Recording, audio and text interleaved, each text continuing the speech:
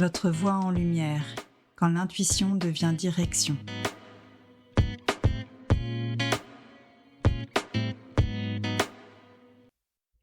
Bienvenue dans ce nouvel épisode de Votre voix en lumière quand l'intuition devient direction. Je suis ravie d'accueillir aujourd'hui Clotilde Garnier, maquilleuse professionnelle et dermographiste. Bonjour Clotilde. Bonjour Delphine, merci pour ton invitation. Avec grand plaisir. Donc moi j'étais interpellée par ton parcours puisque je t'ai contactée avec ta casquette maquilleuse professionnelle et quand je suis allée voir ton site et j'ai vu que tu étais dermographiste. Et ça m'a interpellée. Pour ceux qui ont écouté mon épisode Mon octobre rose du mois d'octobre, on sait que moi j'ai eu un cancer du sein. Donc bien évidemment, ce que tu proposes, ça me parle beaucoup. Mais justement, je suis aussi curieuse de ton parcours parce que maquilleuse professionnelle, dermographiste, il y a un pas entre les deux. Et c'est quoi un peu ton parcours déjà vers le maquillage professionnel ? Eh bien oui, c'est vrai que le parcours et le parallèle entre le maquillage et la dermo, finalement c'est très proche tout ça parce que on va toujours parler d'estime de soi. Donc le maquillage, j'ai commencé mon métier de maquilleuse il y a maintenant 30 ans. Et j'ai écouté ma petite voix intérieure, encore une fois. Ça n'a cessé depuis. Il y a 30 ans, j'ai commencé ce métier de maquilleuse professionnelle parce que déjà, j'ai toujours aimé le maquillage, mais à vrai dire, je ne savais pas vraiment que le maquillage artistique existait. Ouais. Et donc, j'ai commencé par une formation, en tant que dans une école, dans un atelier de maquillage. Et cette formation donc s'est poursuivie sur 9 mois. Et donc après cette formation, j'ai travaillé très très rapidement parce que je pense que j'étais vraiment bien là à ma place et les choses se sont alignées comme elles doivent s'aligner. Et tout au long de mon parcours, j'ai rencontré donc beaucoup de personnes, de gens, de politiques, de comédiens, d'événementiels, à travers le monde. Et il y a une dizaine d'années, j'ai fait une rencontre déclic, on va dire. Et j'ai été donc convoquée sur une prestation dans un grand hôtel à Paris. Et là, je rencontre une dame qui était en plein parcours de chimio. Voilà, donc elle avait ni cheveux, ni cils, ni sourcils. Et donc, quand je suis arrivée avec ma valise de maquillage, elle m'a accueillie, elle m'a dit, voilà Clotilde, je fête mes 50 ans ce soir et je souhaiterais ressembler à une femme. Donc j'étais très touchée par cette rencontre parce que c'est la première fois que je côtoyais de près la maladie. Et donc, pendant 1h30, je me suis occupée d'elle. Je lui ai mis le maquillage qu'il fallait, je lui ai collé des cils un par un, et à la fin je lui ai mis vraiment sa perruque. C'était comme un couronnement, le couronnement de la nouvelle femme qui était là devant moi et que j'ai façonné pendant 1h30. Et j'ai passé un temps tellement merveilleux avec elle. Je me suis dit là, il va falloir que je fasse quelque chose dans ce domaine-là. Voilà, c'est toujours l'intuitif. C'est vrai que toi, Delphine, tu es plus, t'es vraiment dans l'intuitif et tout. Et je valide, je comprends, je valide. Et le fait d'écouter sa petite voix intérieure qui nous dit d'avoir le courage de le faire aussi, d'écouter cette petite voix et d'avoir le courage de le faire, de se dire je pense que je peux être utile dans cette voie-là. Et là, maintenant, ça fait une dizaine d'années que j'ai fait cette première rencontre face à la maladie. Et 10 ans après, maintenant, j'ai ouvert mon cabinet à Fontainebleau. Il y a 4 ans, j'ai ouvert mon cabinet au Centre Prévention Santé à Fontainebleau, où j'accompagne les personnes fragilisées par la maladie, plus spécifiquement dans tout ce qui est le tatouage de l'aréole mammaire. Donc la symbolique de l'aréole, qui est très très importante dans une reconstruction, dans l'estime de soi. Donc le chirurgien oncologue, lui, il fait tout ce qui est reconstruction. Et moi, par le tatouage, je vais faire tout ce qui est guérison. Voilà. Entre la reconstruction et la guérison, je vois qu'il y a vraiment un réel processus de guérison. Ouais, un vrai procès psychologique hein, qui C'est s'opère. vraiment voilà. Et quand j'accueille les patientes au début, parce que le tatouage se fait sur 3 à 4 sessions D'accord. de l'aréole. Et je vois ces patientes revenir à chaque fois, et à chaque fois c'est nouveau, c'est encore différent. Elles sont dans leur processus de guérison, et ça c'est très très satisfaisant. Et du coup, 3-4 séances, c'est étalé sur combien de temps? C'est toujours un mois d'intervalle, D'accord. donc il faut compter toujours le mois de cicatrisation. Voilà. Donc et l'aréole, elle se fait, c'est des couches, des sous-couches, des détails, des petits détails pour arriver vraiment à un résultat ultra naturel, quoi. Ouais.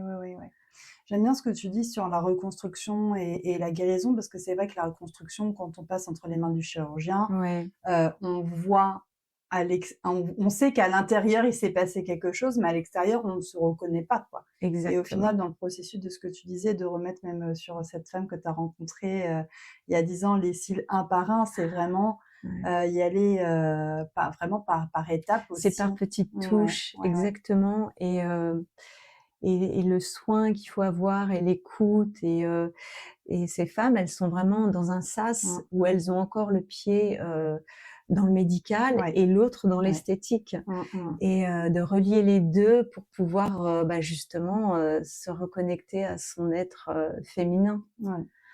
Parce que l'ablation du sein, c'est lourd, c'est fort, c'est très compliqué. Et la joie que j'ai d'accompagner ce moment-là, c'est un privilège. Et tu disais tout à l'heure aussi que quand tu as commencé à travailler dans le maquillage artistique et professionnel, que tu te sentais à ta place. Et ce moment de bascule qu'il y a eu avec cette femme, comment tu l'as ressenti intérieurement, parce que tu te sentais déjà à ta place? Là, ça s'est passé comment pour toi vraiment?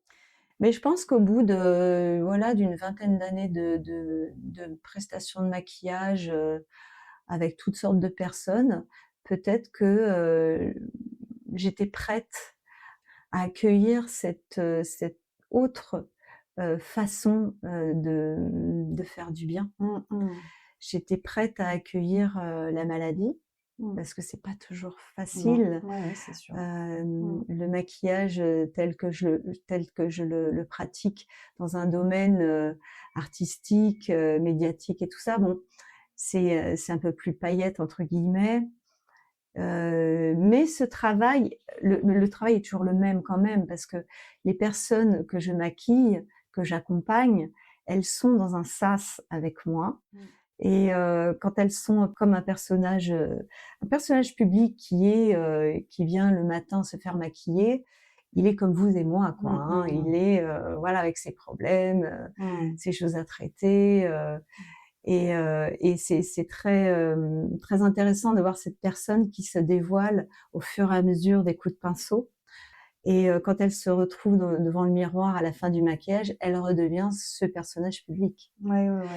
Et c'est toujours ça que j'aime faire, c'est d'avoir les personnes dans toute leur entièreté.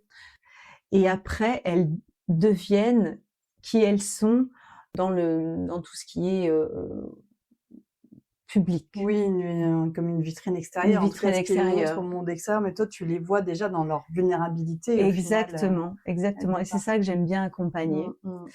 Et là, c'est pareil. Donc, la personne qui vient me voir et qui a une ablation, une reconstruction, elle se sent vulnérable, nue. Et à travers justement la symbolique de l'aréole mammaire, elles redeviennent la femme qu'elles étaient. Voilà. Et donc le processus, il est identique, sauf que là, c'est vraiment la maladie et le retour à quelque chose de connu, de rassurant, de rassurant aussi. Voilà. De dire, on m'a enlevé quelque chose, mais au final, on m'a enlevé quelque chose. Mais c'est aussi le but d'enlever la maladie, bien évidemment. mais on m'a redonné autre chose. Et comment, avec ce nouvel autre chose, j'en fais quelque chose qui peut me correspondre, quoi. Exactement, Ouais, ouais, ouais. exactement. Ouais, ouais. Et donc, c'est vrai que je travaille beaucoup, beaucoup sur l'estime de soi, sur la valorisation de leur estime, de leur ego, de tout ça, quoi. Finalement, tout passe par là. Et c'est vraiment quelque chose que j'aime bien accompagner tout ça. Ouais. Ouais. Ah ouais, ouais, c'est vraiment super. Enfin, je trouve ça magnifique comme métier. Et c'est vrai qu'on s'est rencontrés quand on a discuté ensemble la première fois. Mon mari, il me dit, ah, mais tu sais qu'il y a des gens qui retatouent des arôles. Je dis, bah, bien sûr que je sais. Mais je me disais, ah, bah, c'est intéressant parce qu'il y a des gens qui ne savent pas. Donc, c'est pour ça que j'avais aussi à cœur de faire découvrir ce que Exactement. tu fais. Mm. C'est vrai qu'il y a beaucoup, beaucoup aussi de croyances autour du cancer, et les gens qui n'ont pas vécu ça de près ou de Ouais. loin Ouais. ne savent pas.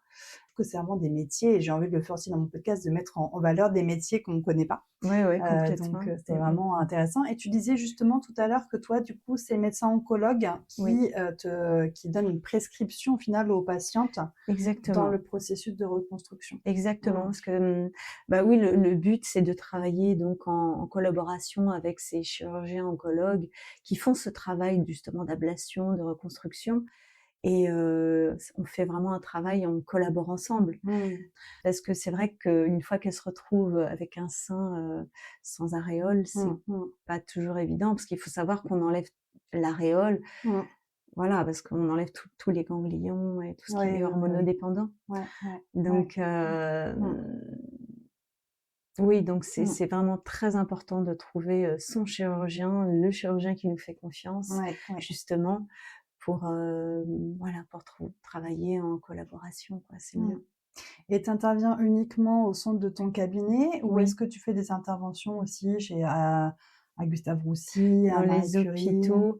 Alors, je fais des interventions donc avec une association. J'interviens bénévolement dans une association qui s'appelle Bel et Bien, justement dans les hôpitaux à Roussy, Thonon, etc., pour justement maquiller des femmes en plein traitement.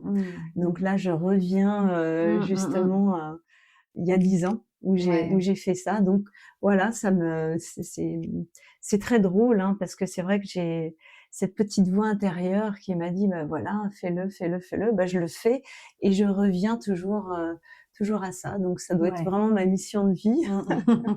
Ça doit être vraiment ça, d'accompagner les gens, des personnes sur leur image. Et donc, ça me va bien.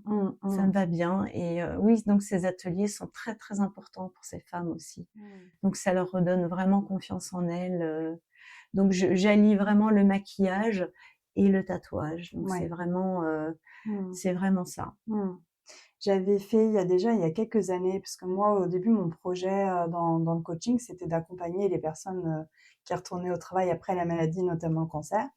Et moi, j'ai eu le cancer, moi, donc je me suis dit, même si moi, j'ai pas eu de chimio et tout, mais je me suis dit, oh là, j'ai pas envie de faire des groupes de parole pour aider les personnes et tout. Et à chaque fois, c'était un peu difficile. Et à ce moment-là, j'avais fait un atelier avec une socio-esthéticienne, justement, avec des femmes qui avaient eu le cancer et qui étaient en rémission, mais justement qui avaient perdu notamment leur ligne de sourcils. Exactement. Et je trouve ça incroyable, comme juste une ligne de sourcils fait un changement énorme. Ah, mais bien sûr. Sur l'expression du visage, j'avais trouvé ça hallucinant. Ça fait tout. Ouais. Bah oui, parce que c'est une harmonie. Et le maquillage, c'est pareil. C'est un beau maquillage, c'est un maquillage qui se voit pas. Et la nature est tellement belle, et je suis tellement respectueuse de la nature et comment la nature nous a fait, que j'essaye vraiment d'accompagner cette nature, entre la nature et la personne, et mon savoir-faire.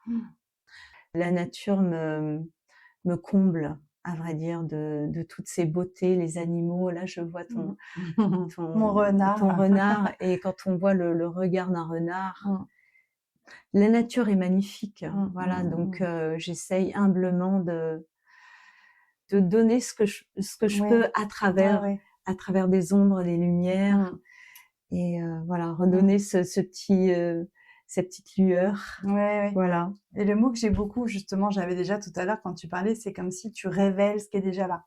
Oui. Au final, c'est plus de la révélation. C'est Exactement. pas je masque ou Non. j'essaie de dissimuler. Non. C'est je vois C'est déjà ce qui révéler. est là, je révèle. Exactement. Voilà. Révéler la profondeur d'un regard, Mm. l'éclat de la peau. J'adore la peau, j'adore travailler sur la peau, quoi. Parce que la peau nous révèle tellement de choses. Et le regard, n'en parlons pas. Ah oui, bah oui, ça, c'est Voilà. sûr. Donc, il n'y a rien de futile dans le maquillage. Il n'y a rien de futile dans le tatouage quand il est fait avec le cœur. Oui, tout à fait. Voilà. Oui. Je sais que ça existe aussi, donc je sais pas si c'est considéré dermographiste ou c'est des tatoueuses spécialisées. Des fois, j'avais eu des reportages où justement, s'il y a eu ablation du sein, mais pas de reconstruction derrière, de faire un tatouage floral, souvent des choses comme ça qui sont magnifiques aussi. Oui, tout à fait. Et là, c'est des tatoueuses spécifiques. Est-ce que tu sais comment ça fonctionne? Oui, c'est plus des tatoueuses spécifiques. Enfin, moi, c'est vrai que je le fais pas. Ça, je fais vraiment que, justement, je fais que la nature et je réponds à ça. Mais j'ai des collègues, oui, qui font ça. Qui peuvent être dermographistes aussi, mais c'est plus des tatoueuses. Oui, plus des tatoueuses. C'est ça. J'ai une question aussi, on en a parlé déjà tout à l'heure, mais c'est quoi les moments les plus forts que tu as vécu? Est-ce que tu as aussi des personnes qui viennent dans ton cabinet et qui disent bah je viens là parce qu'il faut le faire, mais qui sont hyper réticentes? Tout à fait, Delphine. C'est vrai que c'est vraiment ça. J'ai beaucoup de personnes qui sont dans leur protocole de soins. Donc, le chirurgien a dit qu'il fallait m'appeler, donc elle m'appelle. Mais il n'y a pas, ça vient pas résonner dans quelque chose qui est vraiment voulu au fond d'elle. Donc, moi, mon rôle, je parle beaucoup avec elle avant. Déjà, je parle beaucoup avant parce que déjà pour tout leur expliquer le processus et que ce processus, il est tellement important de le vivre de façon consciente. Dès lors où elles viennent me voir et quand elles ressortent 3 à 4 séances après, c'est plus les mêmes femmes. Et ça, c'est une satisfaction qui est très enrichissante parce que ce processus, il est important de le signaler et de l'accompagner. Parce que dès le moment où on dessine cette aréole, ce trait, ça devient un déclencheur. Voilà, ça devient un déclencheur. Et au fur et à mesure des séances, au fur et à mesure qu'elles viennent, elles repartent et c'est plus les mêmes femmes. Et justement, quand tu parles de dessiner l'aréole, ça se passe comment? Moi, je me souviens qu'en effet, il y a des photos qui avaient été prises de mes seins pour l'aspect physique et tout. Est-ce que du coup, tu prends à partir des clichés médicaux qui ont été faits pour que ça ressemble plus à... Ou est-ce qu'elles veulent quelque chose de différent? Est-ce que tu as quoi comme cas? À vrai dire, la majorité des cas que j'ai, je pars de toute façon de leur aréole existante. Donc, je fais toujours des photos en arrivant, bien sûr. Et après, je prends vraiment toujours l'aréole soit de droite, soit de gauche qui est restante. S'il y a plus d'aréole, si c'est une mastectomie totale, et ben on fait comme elle souhaite. C'est déjà elle ce qu'elle souhaite. Et après on fait ce qu'on peut avec la peau, parce que c'est vraiment des peaux qui sont fragilisées, donc c'est jamais facile d'avoir ce qu'on souhaite, parce qu'il y a toujours des réactions qui se font. Il suffit qu'il y ait eu la radiothérapie dessus. C'est vraiment des peaux fragilisées, donc on accompagne au maximum et mais en général ça se passe très très bien et elles se retrouvent bien avec ça. Il y a un vrai processus quand même qui est au-delà, qui est vraiment thérapeutique, en tout cas sur l'émotionnel, le psychologique. Mais tout à fait. Dans la reconstruction. Mais tout à fait. C'est vrai que la symbolique de l'aréole, elle fait son travail, quoi. Le cerveau fait son travail. Ouais, tout à fait. Parce que d'avoir un sein sans rien, d'avoir cette forme sans rien, c'est quelque chose d'épouvantable, quoi. Et dès qu'on a, ne serait-ce qu'un dessin, ça change la donne. On va vers quelque chose on va vers son féminin. Ouais, complètement. On va célébrer son féminin grâce à ce symbole, grâce à cette magnifique symbole de la féminité, quoi. Ouais.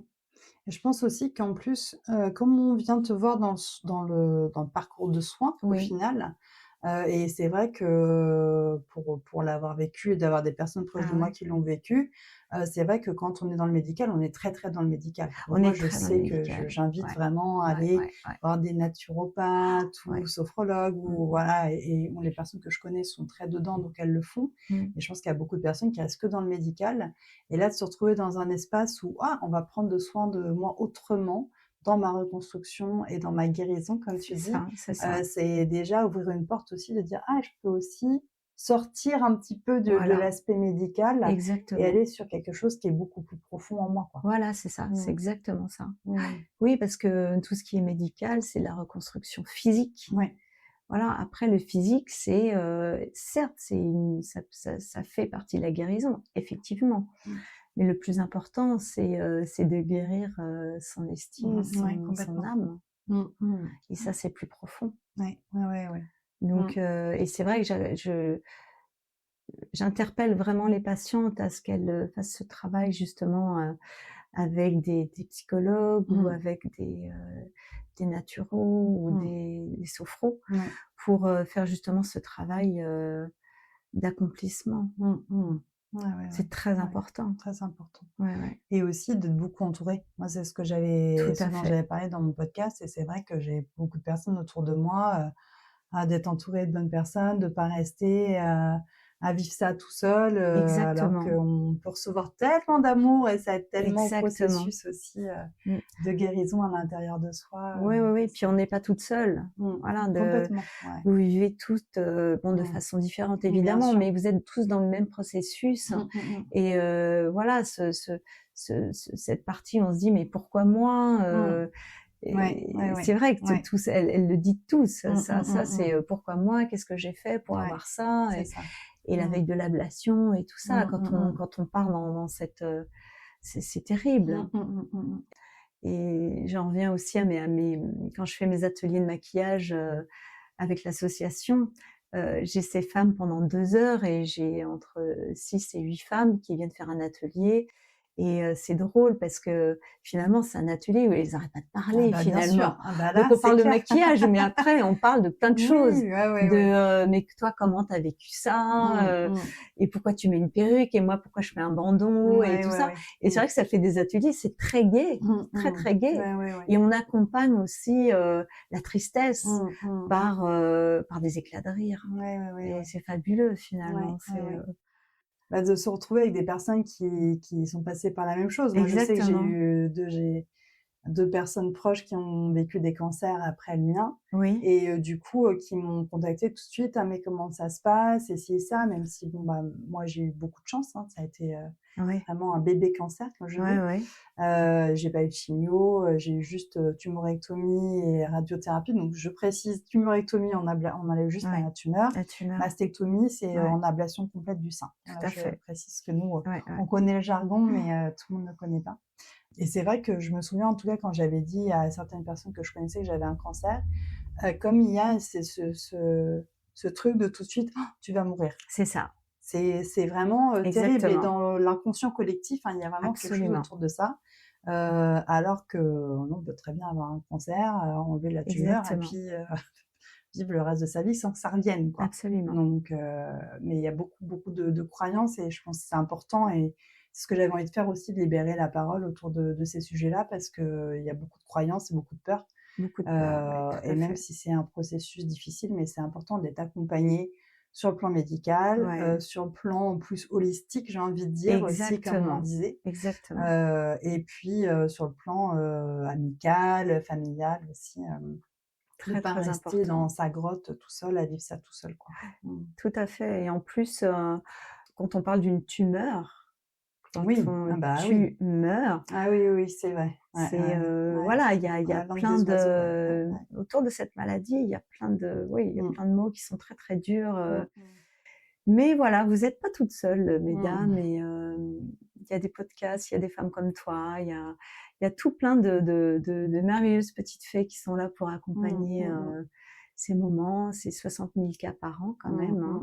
Mais il faut savoir que maintenant, beaucoup de cancers peuvent être soignés. Ouais, tout à fait. Donc voilà, donc il faut faire attention à tout ça, prendre soin de soi. Ouais, tout à fait.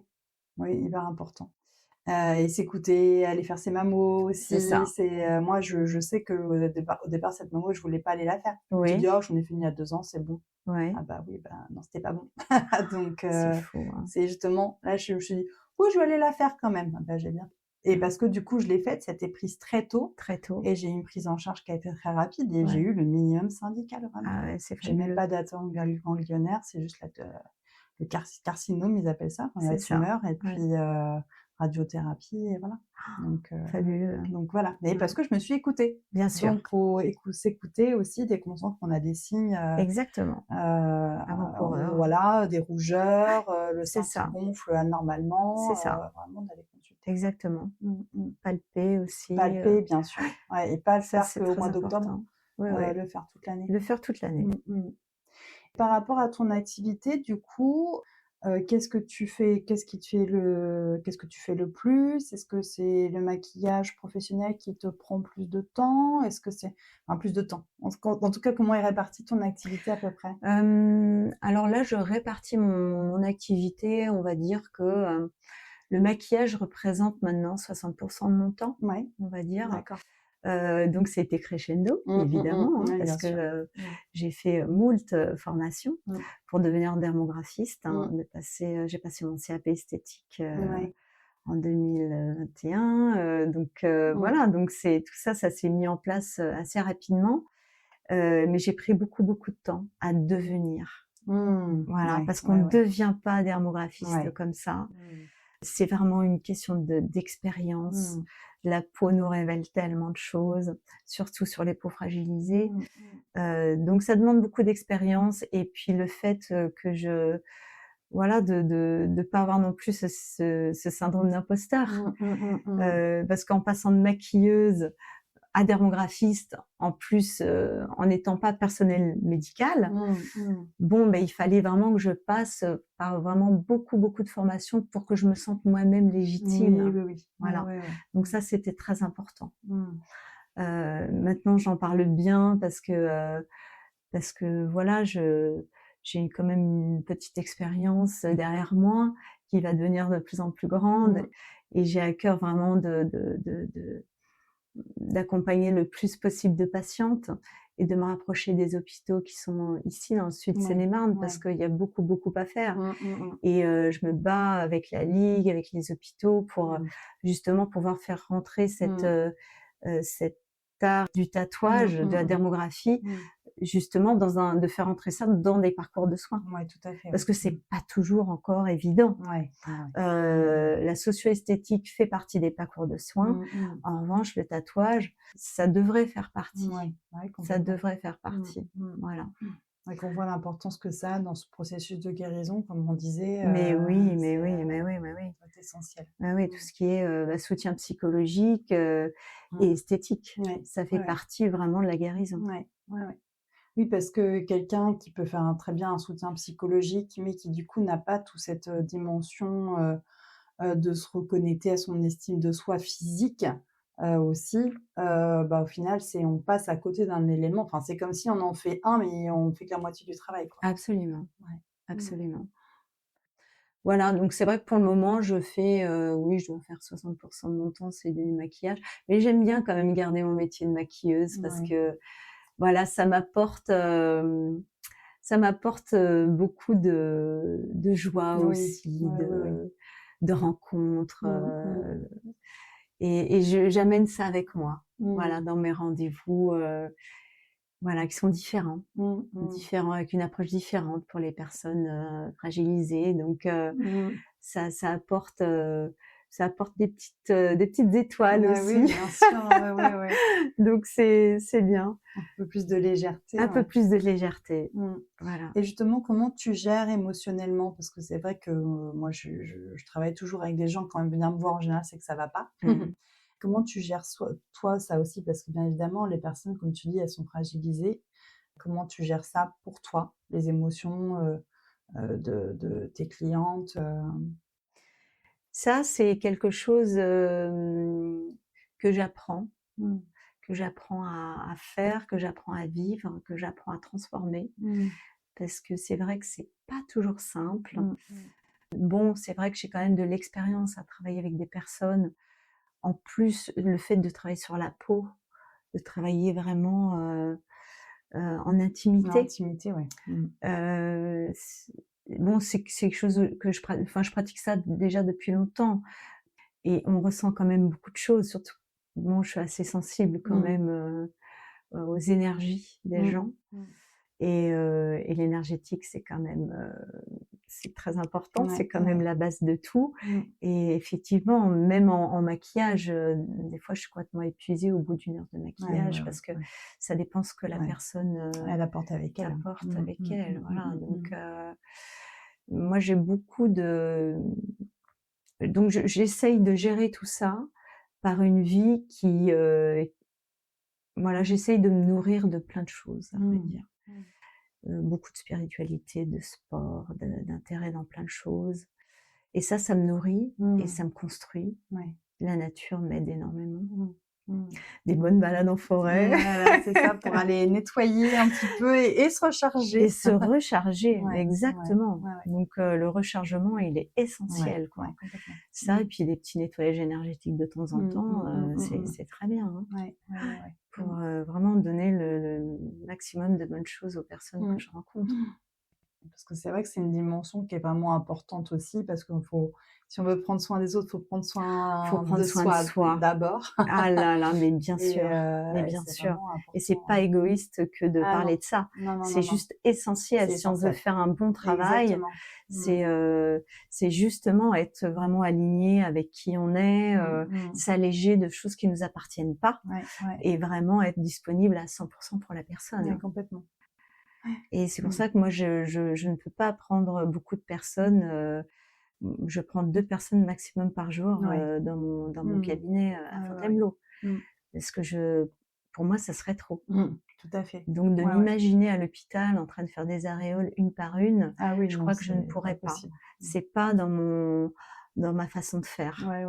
Parce que moi, quand j'aime accompagner ces personnes, elles viennent et on parle, on prend un café, un thé, on parle de leur vie. Et c'est des moments mais tellement riches. Donc je veux pas sacrifier ça pour 1 heure et puis après hop on passe à autre chose. Non, je crois que je pourrais pas faire ça. En tout cas, je m'en sens, je suis pas capable de faire ça. Ah, moi je suis pareil, je peux pas. Je préfère en faire moins et vraiment prendre le temps, et je suis avec la personne au moment où on est ensemble. On est ensemble, exactement. Plutôt que d'enchaîner, là, non, je sais limiter aussi. Oui, c'est ça. Être vraiment dans le qualitatif. Dans le qualitatif, oui, tout à fait. Est-ce que tu as eu des moments de doute dans ton parcours? Tout à fait, bien sûr, bien sûr. Et encore, maintenant, bien sûr, le doute m'habite, c'est sûr. Mais j'ai comme cette petite lumière qui est là, qui est au-dessus de moi, et j'ai confiance. Voilà, faut avoir confiance. Mais évidemment, le doute m'habite, bien sûr. Parce que voilà, il y a des fois où ça prend pas comme on veut, on a des retours qui sont pas toujours comme on espère. Mais après, voilà, c'est de tenter de faire les choses avec tout le professionnel et le cœur. Et on voit que les choses se font, quoi. Voilà, avec vraiment moi j'y crois vraiment à tout ça. Je crois à l'amour, je crois à cette lumière divine qui est en nous. Et c'est mon maître mot. C'est croire en sa mission, quoi. Et je pense que quand on est vraiment bien aligné avec qui on est, ce qu'on fait, et d'avoir la joie dans le cœur le matin quand on se réveille, on se dit waouh, aujourd'hui j'ai encore faire ce que j'aime. Mais quelle chance! Mais c'est clair. Mais quelle chance d'avoir pu écouter cette petite voix intérieure qui était là, et d'avoir eu l'audace de le faire. C'est vrai que ça demande de l'audace. Ça demande de l'audace. Quand je suis partie de mon CDI, on m'avait dit mais qu'est-ce que t'es courageuse. Je sais pas si c'est du courage ou de la folie. Oui, c'est Sûrement un peu les deux, mais c'est de l'audace en tout cas. Voilà, ouais, c'est de l'audace. Ouais, c'est l'audace.